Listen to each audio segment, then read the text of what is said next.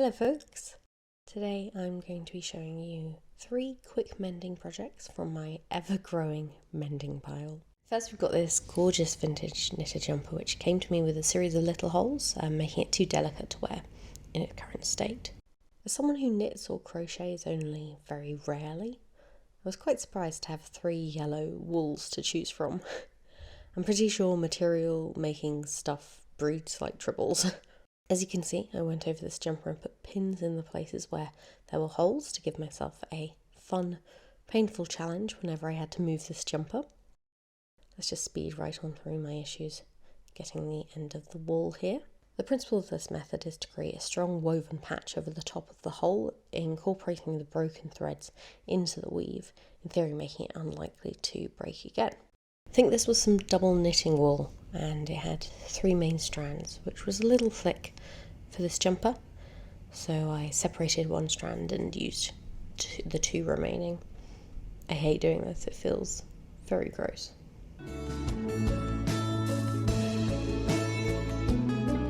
I'm really glad that visible darning has become more popular in recent years. I used to darn my socks at university, and a lot of people told me it was weird and stupid, so I'm quite glad that's not the case anymore.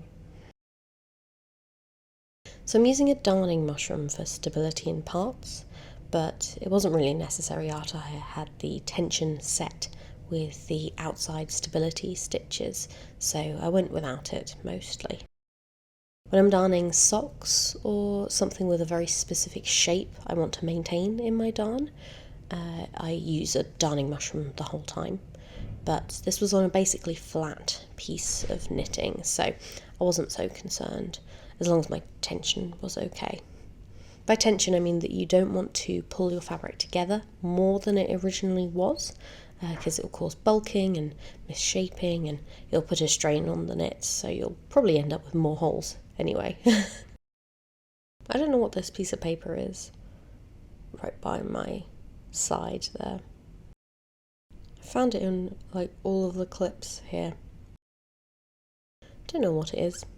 Haven't deemed to find it since. We'll never know.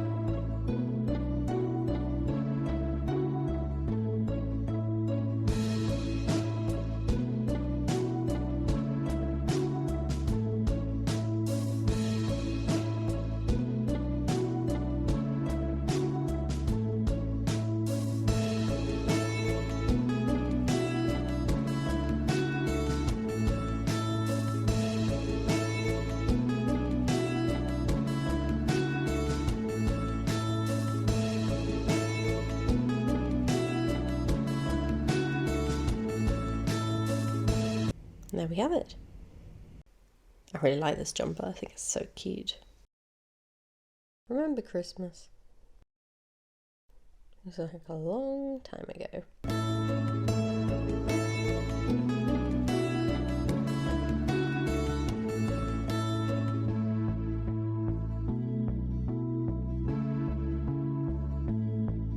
So next we've got this amazing vintage green dress. I think it's 70s. The thread on the hem had come unravelled, so I've finally taken time to hand sew it back.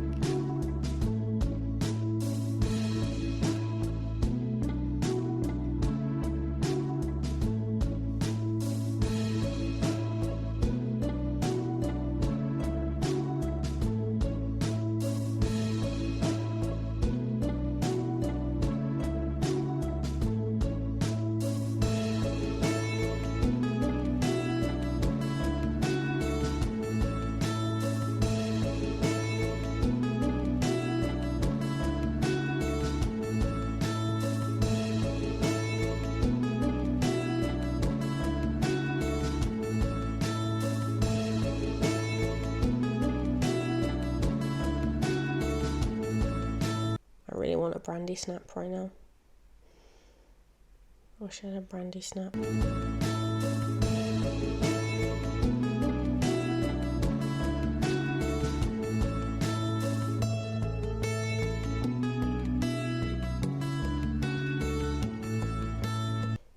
I'm sorry, I've slowed this back down because I just watched this back and I'm laughing so much at the absolute meal I made of this brandy snap. Why did I think dunking it in the hot chocolate would be a good idea? It's disgusting. I can't show you that. Let's hide all this. Okay. Not suitable. Right. So once you've destroyed your delicious brandy snap, you just use your already pressed seams as a guide and whip stitch around the hem. There are plenty of hand stitching techniques for hemming, but I just like whip stitching because it's very easy. The key is to take your needle only through a couple of strands of the outside fabric to make it as invisible as possible on the outside of the garment. But don't worry too much about it.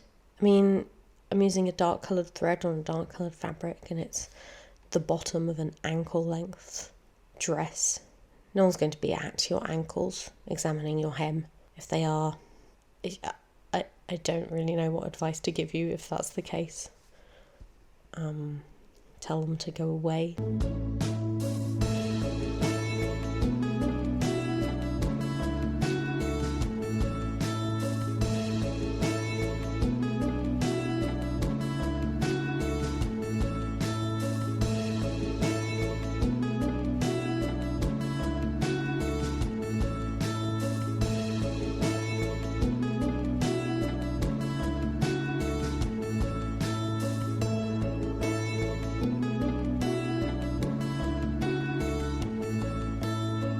Case in point, these photos don't even include my ankles. You can't even tell the hem.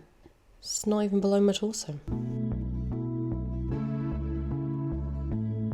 After those mends, I realised that the second-hand crocheted blanket I was sitting on had a hole.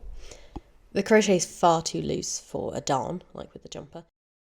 So I decided to try and match up the gap with a replacement bit of crochet. So my camera was almost out of battery when I did this, so I didn't get another take, but this clip shows a very bad method. Don't do this. I ended up having to take this work all out and do it again. Don't cut up some wool like I've done, use the wool as is. I ended up actually tying one end to the loose thread of the blanket and picking up the stitches that way. Looks good though. I mean, look at the aesthetic. Cozy, crochet, absolutely terrible technique here. Don't do this.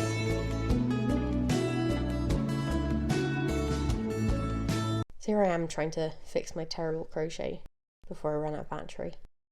The tricky bit is that you usually work from the inner centre of the blanket outwards. It's basically just a massive granny square, this blanket.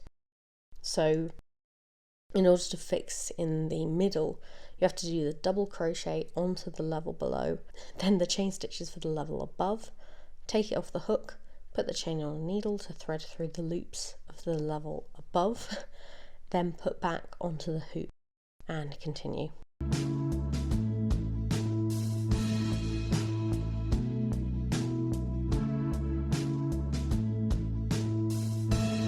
And that's it for 3 easy mends. I've been wanting to get finished for a while now. I hope it inspires you to pick up a similar project you've been putting off. Have a lovely day, and I'll see you later. Looks like my brandy snap's in the witness protection program.